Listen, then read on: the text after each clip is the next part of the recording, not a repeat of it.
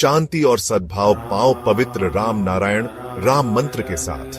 राम नारायण राम मंत्र एक शक्तिशाली आध्यात्मिक साधन है जो दिव्य ऊर्जा से गूंजता है। इस मंत्र का जाप करने से मन शांत होता है और आपको उच्च चेतना से जोड़ता है। राम नारायण राम का हर शब्द गहरा आध्यात्मिक अर्थ रखता है। राम भगवान राम की उपस्थिति का आह्वान करता है, जो शक्ति और सदाचार का प्रतीक है। नारायण हम सभी के भीतर मौजूद अनंत दिव्य उपस्थिति का प्रतिनिधित्व करता है। इस मंत्र का जाप करने से आपकी आंतरिक दुनिया बदल सकती है, जिससे शांति, स्पष्टता और ब्रह्मांड के साथ एकता का एहसास होता है। चाहे आप शांति चाहते हो या आध्यात्मिक जागृति, राम नारायण राम मंत्र आपकी यात्रा में एक मार्गदर्शक प्रकाश है।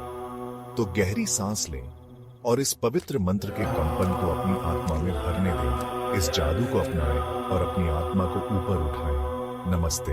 नमस्कार, बहुत बहुत स्वागत है आप सभी का हमारे विशेष कार्यक्रम राम नारायण राम में। आप सभी के साथ हाजिर हूं मैं कंचन। राम नारायण राम ये वही कार्यक्रम है जो कार्यक्रम आपको ताकत, आपको बुद्धि, आपके जीवन में विचारों को बदलता है। आपको सही और गलत के बीच में जो एक लकीर होती है, वो लकीर आपको समझाने का प्रयास करता है। ये कार्यक्रम ऐसा है जिससे अगर आप जुड़ते हैं तो आपके जीवन में बदलाव आता है, आपके विचारों में बदलाव आता है, आपके ओर से जिस चीज़ को आप देख रहे हैं उस चीज़ को देखने के नज़रिए में बदलाव आता है। आप अच्छा बोलते हैं, आपके जीवन में खुशियाँ आती हैं, आपके जीवन में पैसा आता है। और अगर ये कार्यक्रम आप लगातार देखते हैं, संतान दल से जुड़ते हैं, तो निश्चित ही आपके जीवन में खुशियाँ भी आती हैं।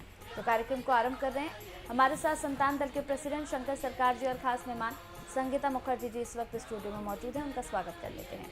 बहुत बहुत स्वागत है आप लोगों का। राम नारायण राम। राम नारायण राम। तो इस कार्यक्रम को आरंभ कर रहे हैं और मेरा पहला प्रश्न आज आपसे है मैम। हम हमेशा बात करते हैं, संतान दल की भी हमने बात की है और राम नारायण राम क्या है इसकी भी हमने बात की है, पेरेंट्स की भी हमने बहुत बार बात की है। लेकिन आज मैं चाहती हूँ कि आप एजुकेशन सिस्टम पर कुछ बताइए कि हमारा जो एजुकेशन सिस्टम चल रहा है क्या वो सही चल रहा है, और अगर कुछ कमियां हैं तो उन्हें कैसे सही किया जाए, और इसके साथ ही अपने बच्चों का हम ध्यान कैसे रख सकते हैं एजुकेशन के तौर पर। देखिए, सबसे पहली बात है कि हमारा जो एजुकेशन सिस्टम है वो बिल्कुल भी नेचर बेस्ड नहीं है। सबसे पहले इसको नेचर बेस्ड होना होगा। देखिए, जैसे प्रेसिडेंट कहते हैं कि मैन मेड एजुकेशन, तो कहीं ना कहीं मैन मेड एजुकेशन की भी साथ में ज़रूरत है, क्योंकि अगर किसी को डॉक्टर बनना है, इंजीनियर बनना है, तो मैन मेड एजुकेशन तो चाहिए ही, लेकिन उसका बेस होना चाहिए नेचर।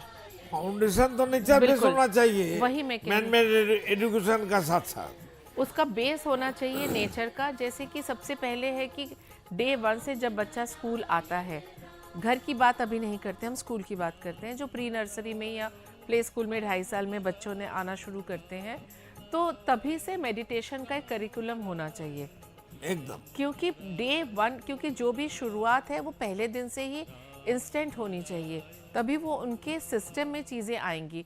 तो मेडिटेशन का एक करिकुलम बहुत ज़रूरी है और बिल्कुल इसको मैंडेटरी कर देना चाहिए। तो अगर एक बच्चा 2.5 साल की उम्र से, अगर अभी घर से शुरुआत नहीं भी हुई है उसकी, तो स्कूल के करिकुलम में अगर शुरू करता है, माता पिता शुरू नहीं करेगा, बच्चा को भी नहीं करेगा।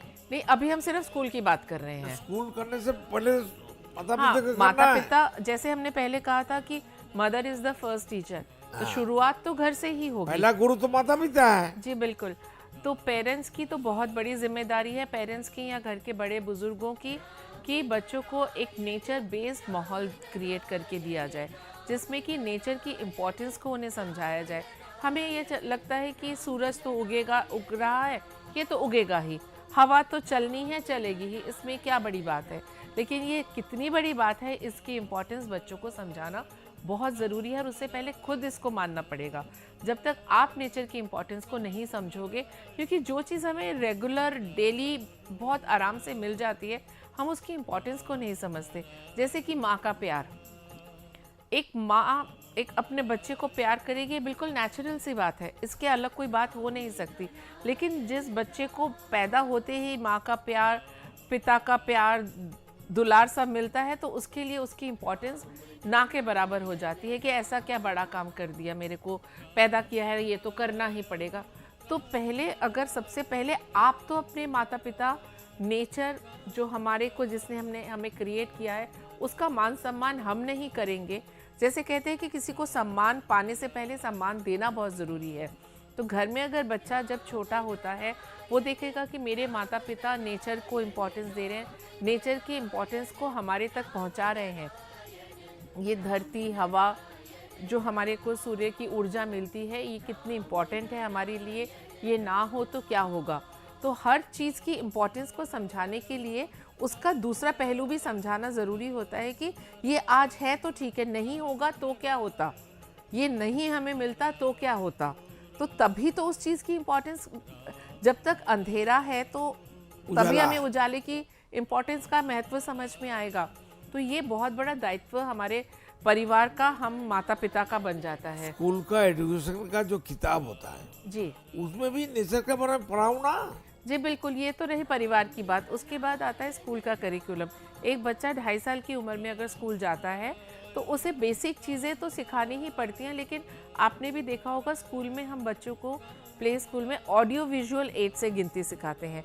जैसे किसी को 1 से 10 तक गिनती सिखानी है, सिर्फ ये नहीं कि बोर्ड पे 1 2 3 4 लिख दिया, हम उनको एक मोती की छोटी माला देते हैं जिसमें एक में 1 मोती होता है, दूसरी माला में 2 मोती होते हैं।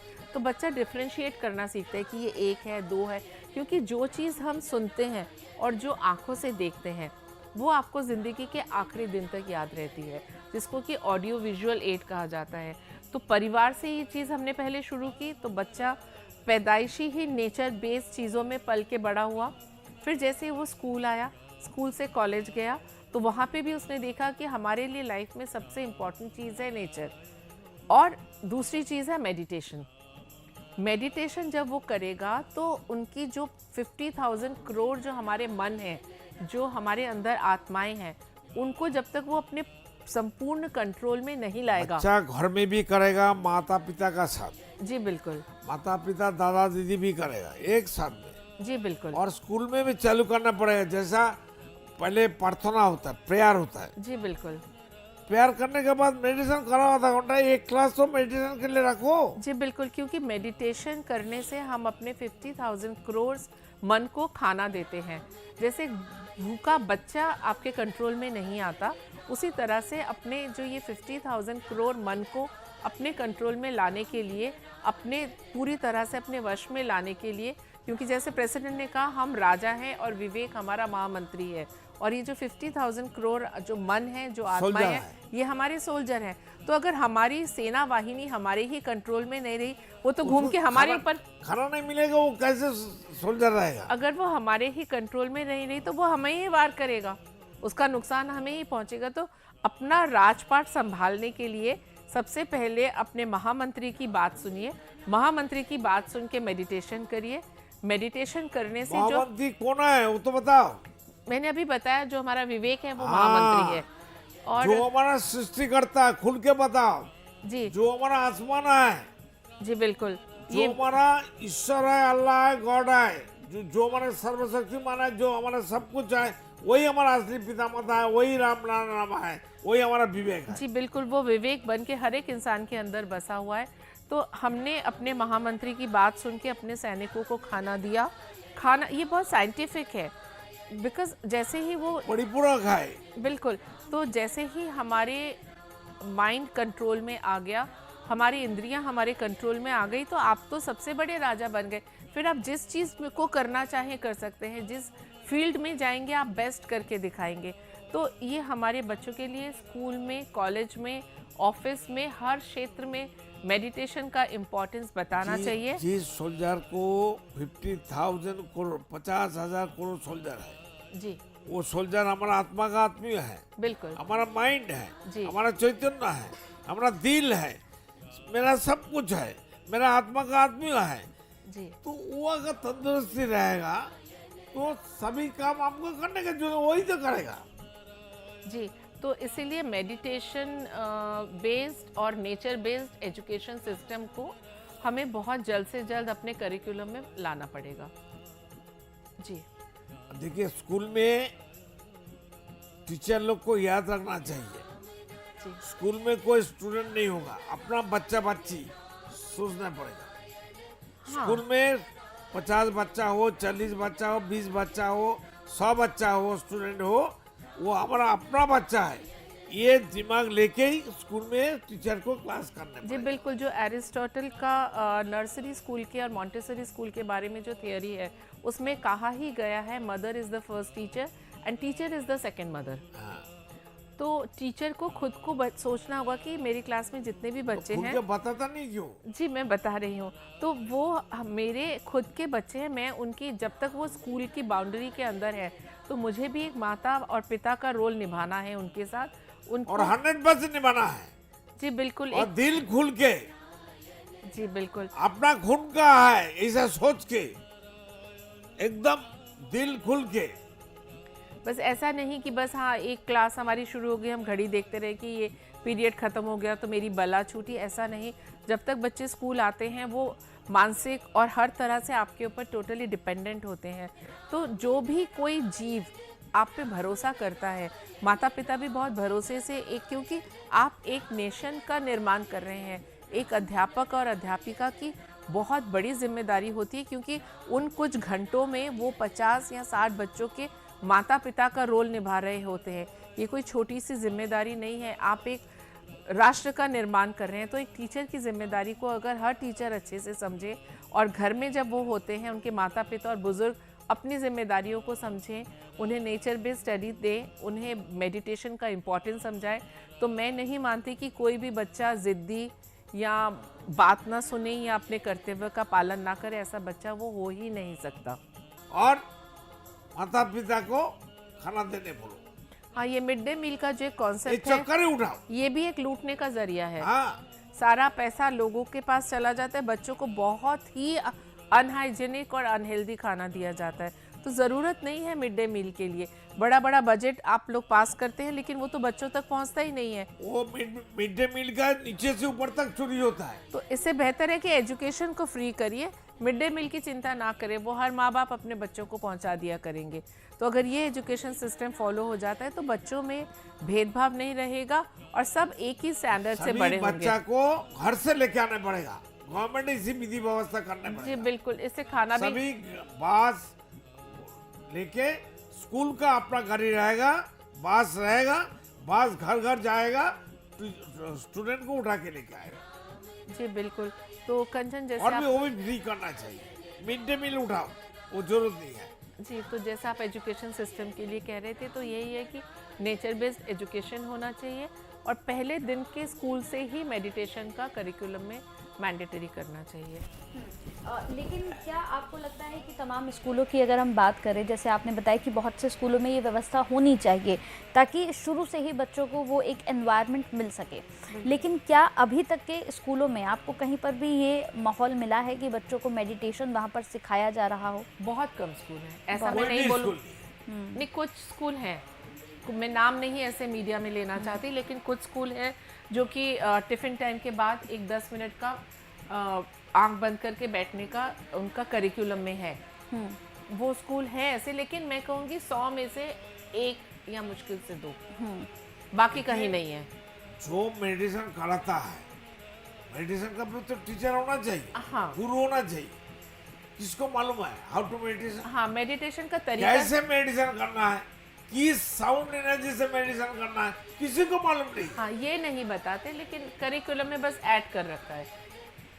तो इसीलिए प्रॉपर वे से अगर बच्चों को नहीं सिखाया जाएगा तो वो भी कैसे सीखेंगे। हम तो फ्री सर्विस देने के लिए तैयार है, हमको बुलाओ भाई स्कूल कॉलेज में, जी बिल्कुल। हम जाएंगे, बताएंगे, लेक्चर देंगे फ्रीली, आने जाने का कोई खर्चा देना नहीं पड़ेगा। हर स्कूल कॉलेज में मेरे को बुलाओ, पहले तो टीचर लोग को, प्रोफेसर लोग को, लेक्चरर को लेक्चर देना है। जी बिल्कुल, पहले तो स्टाफ सीखेगा तभी वो बच्चों को सिखा पाएंगे। हाँ, जी लेकिन इसके साथ ही अगर मैं एक और आपसे प्रश्न, आप ऐसे पेरेंट्स को क्या एक मैसेज देंगे कि जो अपने बच्चों को छोटे से ही मेडिटेशन सिखाए और एक जो संस्कार हैं वो सिखाएं? छोटा सा एक आंसर। देखिए, पहले तो घर से शुरू करो। मैं एक बात बोलना माता चाहती पिता हूँ। करेगा, दादा दीदी करेगा, तो एक परिवार चालू करेगा, गांव में, शहर में, समाज में सब करने के लिए मजबूर हो जाएगा। देख कर तो सीखता है। और एक चीज जो आपको बेनिफिट ही बेनिफिट दे रही है, कहीं से कोई नुकसान नहीं, ठीक है, रामायण में खर्चा नहीं है, तो फिर मेडिटेशन में कोई खर्चा नहीं है, समय बर्बादी नहीं होता है, भूख नहीं लगता है। तो फिर मुझे नहीं लगता किसी भी परिवार में बुजुर्ग हो या माता पिता हो, उनको ये चीज़ अडॉप्ट करने में कोई प्रॉब्लम होगी, क्योंकि इसमें सच में जैसे प्रेसिडेंट ने कहा, कोई एक पैसे का खर्चा नहीं है, किसी मंदिर में जाके चढ़ावा चढ़ाना ये सब कोई खर्चा नहीं है। जिस तरह से जिस पोजीशन में आप कंफर्टेबल हो आप उसी तरह से करो, जिन कपड़ों में कंफर्टेबल हो उन्हीं कपड़ों में करो। ज़रूरी नहीं है कि साफ़ सफाई करके धुले हुए कपड़े होना चाहिए, उस जगह में फूल चंदन अगरबत्ती जलाना है, कुछ नहीं करना। तो मुझे नहीं लगता, और इससे बेनिफिट ही बेनिफिट अगर मिल रहा है तो कोई भी इंसान ऐसा होगा कि जो इसे अपनाना नहीं किसी चाहेगा। का घर में अगरबत्ती जलाना नहीं चाहिए। उससे हाँ, उससे तो पॉल्यूशन होता है। अगरबत्ती 100% पॉल्यूशन है। अगरबत्ती बनाना है तो गाय का गोबर से बनाओ, हमको हमारा पास फॉर्मूला है, हम देंगे। जी बिल्कुल। तो इतना अगर जिसमें कुछ देना नहीं है, सिर्फ मिलना ही मिलना है, तो हर परिवार इसको अडॉप्ट कर सकता है। बिल्कुल। और जितने भी दर्शक इस कार्यक्रम को देख रहे हैं, मुझे लगता है देखिए इस कार्यक्रम को देखकर नुकसान आपका कुछ नहीं हो रहा है, बल्कि इतनी अच्छी अच्छी बातें इस कार्यक्रम में आपको समझाई जाती हैं, सिखाई जाती हैं, जो अगर आप अपने जीवन शैली में उतार लें तो देखिएगा आज से ही आपके जीवन में बदलाव होना शुरू हो जाएगा, आपके विचारों में बदलाव होना शुरू हो जाएगा। क्योंकि जब आप किसी भी चीज़ को आप मन लगाकर सुनते हैं, मन लगाकर उसके बारे में सोचते हैं, तो कहीं ना कहीं वो हमारी लाइफ स्टाइल में, हमारे जीवन में ज़रूर उतर जाता है। तो ऐसे ही आपको इस कार्यक्रम को राम नारायण राम को अपने जीवन में उतार लेना है। जब आप इसे अपने जीवन में उतार लेंगे ना, आप यकीन मानिएगा जीवन में जो खुशियां आपको अब तक नहीं मिल रही थी, जो दरवाजे बंद थे आपके जीवन में खुशियों के, वो दरवाजे खुल जाएंगे और आपके चेहरे पर जो मुस्कान है वो हमेशा ऐसी ही बनी रहेगी। और इसके लिए बिल्कुल, और इसके लिए आपको कुछ भी देना नहीं पड़ेगा, सिर्फ 1 रुपया देकर आप संतान दल के यहाँ पर मेंबर बन सकते हैं। चलिए वक्त हो चला है इस कार्यक्रम को समाप्ति की ओर लिए चलने का। फिर आपसे मुलाकात होगी और आपसे मुलाकात के साथ ही हम फिर एक महत्वपूर्ण मुद्दे पर, विषय पर जरूर चर्चा करेंगे। बहुत बहुत धन्यवाद आपका।